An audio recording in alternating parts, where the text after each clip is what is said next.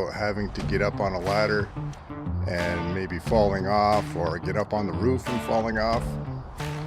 At my age, if I was to fall off of this roof right here,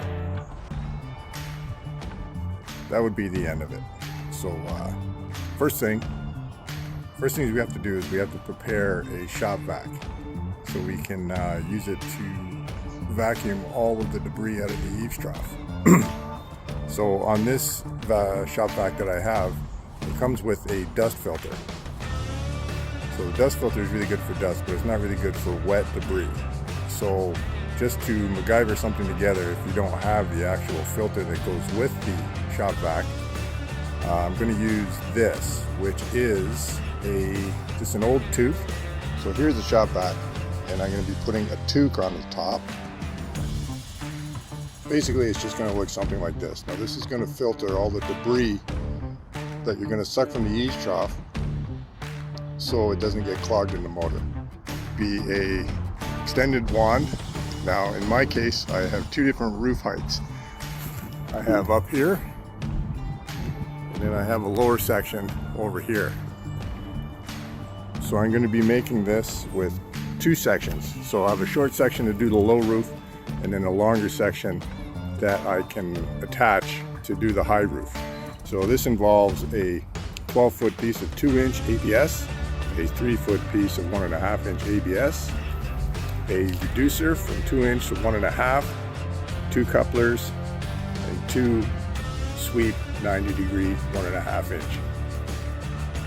Now to fabricate the top piece, I'm going to glue all pieces together with ABS cement, which is this stuff. And all pieces that you cut, make sure you deburr the inside, because anything that's going to be sucked through there, you don't want it to get hung up on anything.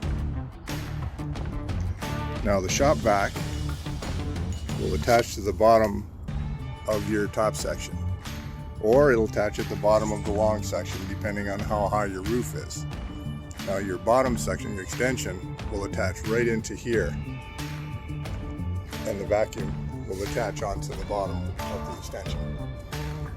Now this won't fit tightly, so what you have to do is get some duct tape, doesn't matter what kind of duct tape, and just increase the outside diameter of the vacuum portion so it fits snugly into the bottom of the top piece.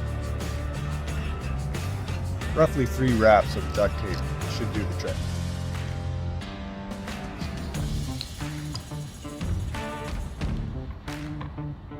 In the end, you'll have something that looks like this. So this is the eaves trough as it stands right now.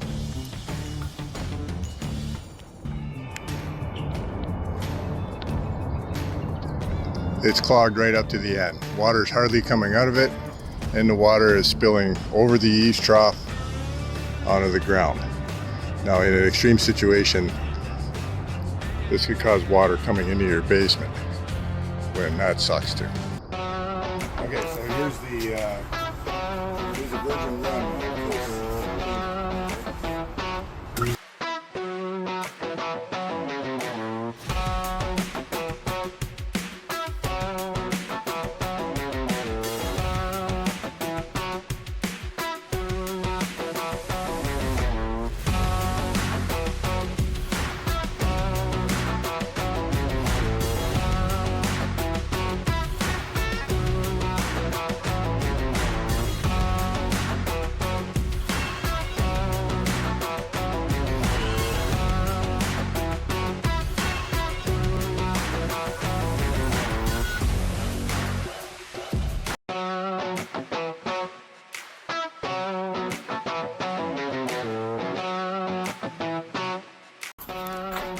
Okay, as you can see, not perfectly clean, but definitely way better, and the water will flow.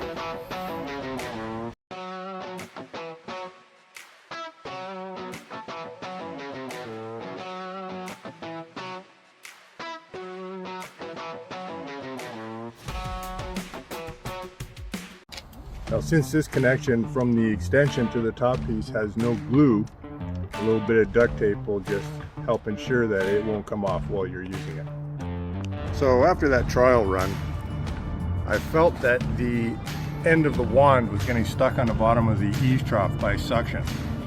So I took my grinder and I just ground 3 notches in there just to reduce the suction when it hits something flat. I hope it helps. And leave a message in the comments if you have any better ideas or even want to rework the entire contraption. Again, this was the first time. The concept came to mind this morning. $44 Canadian, Home Depot was everything that I needed to do this. And some basic tools like a handsaw, you can cut them to length.